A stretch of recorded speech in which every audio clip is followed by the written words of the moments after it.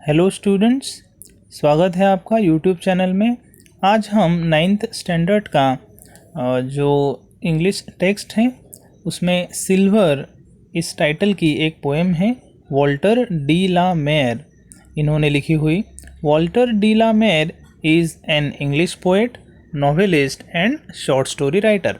इनका सिल्वर यह जो पोएम है ये एक नेचर से रिलेटेड पोएम है कि जब मून यानी चांद आसमान में जब निकलता है, फुल मून डे जब होता है, तो उस चांद का पृथ्वी पर जो भी ऑब्जेक्ट्स हैं, जो भी एनिमल्स हैं, उन पर क्या असर होता है उसके बारे में बहुत ही अच्छे तरीके से एक इमेजिनेशन उन्होंने किया है यहाँ पर।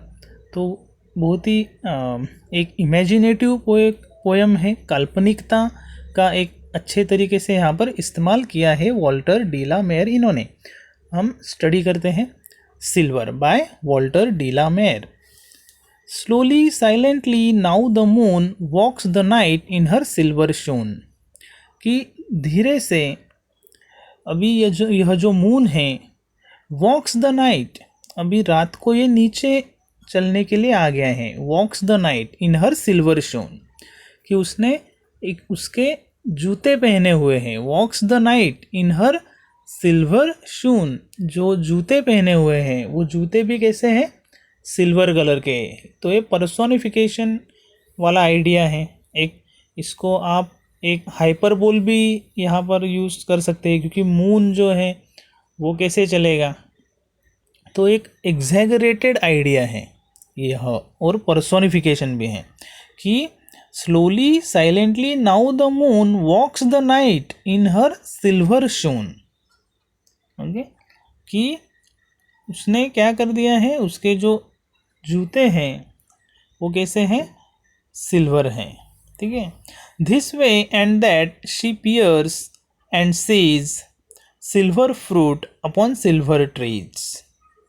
दिस वे एंड दैट, यहाँ वहाँ जो भी आप देखोगे तो क्या है, silver fruit upon silver trees. कि यह जो मून है उसके प्रकाश का अभी धीरे धीरे असर दिखने लगा है, कि जो पेड़ है, ठीक है, उन पर लगे हुए जो फल है वो भी कैसे हो गए हैं, सिल्वर हो गए हैं, कि जो मून का मंद प्रकाश है, और वही मानो अभी नीचे उतर चुका है और उसका असर धीरे धीरे होने लगा है।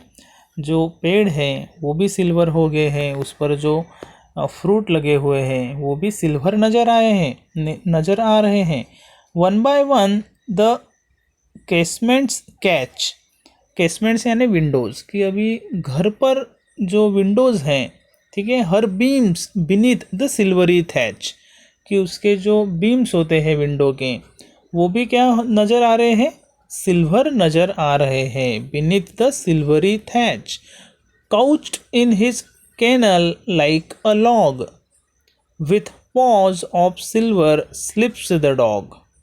कि यही नहीं तो केनल में, यानी जो डॉग्स का एक घर होता है उसे कहते हैं kennel. Couched in his kennel like a log, log यानी एक तरीके से लकड़ी होती है ना, ठीक है। तो यह जो कुत्ता है, ठीक है, केनल में जो सोया हुआ है, काउच्ड यानी एक तरीके से सोने की action. Couched in his kennel like a log with paws of silver sleeps the dog. उसके जो पॉज है यानी उसके नाखून वो भी कैसे हो गए हैं, सिल्वर हो चुके हैं। तो यहाँ पर पोएट का इमेजिनेशन है कि किस तरीके से यह जो प्रकाश है मून का, सिल्वर कलर का, कि वो कहाँ कहाँ तक पहुँच रहा है। सबसे पहले वो ट्रीज़ पर आया, फिर जो फल है वो सिल्वरी हो गए, उसके बाद जो घर है, घर के जो विंडोज़ है, विंडोज़ के फिर जो बीम्स वगैरह हैं वो सारा अभी सिल्वरी नज़र आ रहा है। उसके साथ साथ जो कुत्ता है जो उसके घर में सोया हुआ है, तो उसके जो नाखून है वो भी सिल्वर हो चुके हैं। From their shadowy cote the white breast peep of doves in silver feathered sleep. कि जो डोव्स है, ठीक है, कबूतर, वो एक तरीके से ऐसे उनके जो ब्रेस्ट है यानी छाती के जैसा जो उनका हिस्सा होता है, तो वो भी ऐसा झुक कर देख रहे हैं। तो वो सारे उनके जो फेदर्ड हैं, ठीक है, वो पूरे सिल्वर नज़र आ रहे हैं। From their shadowy cote the white breast peep of doves in silver feathered sleep, कि उनके जो पंख है वो सिल्वर नज़र आ रहे हैं।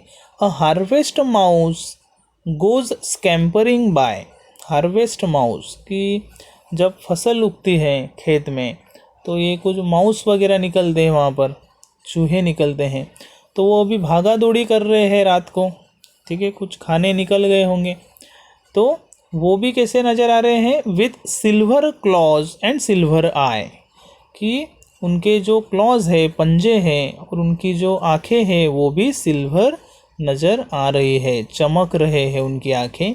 और ये किसका असर है, यह चांद के प्रकाश का ही उन पर असर है। And moveless fish in the water glam, और जो फिश हैं मूवलेस, ओके, कि वो ज़्यादा अभी मूवमेंट नहीं कर रहे हैं, moveless fish in the water glam, कि वो स्तब्ध हो चुकी है। बाय सिल्वर रीड्स इन अ सिल्वर स्ट्रीम, कि जो रीड्स यानी सिल्वर रीड्स यानी जो कोई स्ट्रीम होता है, कोई नदी का प्रवाह होता है, वहाँ पर एक तरीके से ऐसे जो लॉग की तरह कोई लकड़ी जो रखी हुई रहती हैं, ठीक है, उसे कहते हैं रीड्स, ओके, कि कभी कभी कुछ ऐसे पौधे उग आते हैं स्ट्रीम में, उसे कहते हैं रीड्स, कि बाय सिल्वर रीड्स, कि वो जो पौधे हैं और वो पौधे ऐसे टॉल होते हैं थोड़ा, ठीक है, एक लकड़ी का आकार वो धारण करते हैं वहाँ पर स्ट्रीम में, तो उसे कहा जाता है रीड्स। बाय सिल्वर रीड्स, कि वो भी सिल्वर हो चुके हैं इन अ सिल्वर स्ट्रीम, और वो जो नदी का प्रवाह है पानी का वो भी पूरे तरीके से सिल्वर, यानी एक तरीके से चांदी का कलर ये होता है, ठीक है, सिल्वर, मून का जैसा कलर है वाइट, वैसा ही ये सब नज़र आ रहा है। तो इस तरीके से वॉल्टर डी ला मेयर इन्होंने ये लिखा हुआ सिल्वर पोएम जो है, इसमें नेचर का एक तरीके से असर, स्पेशली चांद के प्रकाश का पृथ्वी पर जो जो चीज़ें हैं, जैसे कि पेड़ है, पेड़ पर लगे हुए फल है, उसके बाद कुत्ता उसके केनल यानी घर में सोया हुआ है, उसके बाद डव है उन पर, जो खेत में जो माउस है रात को भागदौड़ कर रहे हैं उन पर, और उसके बाद फिश पर, ऐसे जो सृष्टि में जितने भी जीव हैं उन पर किस तरीके से चांद के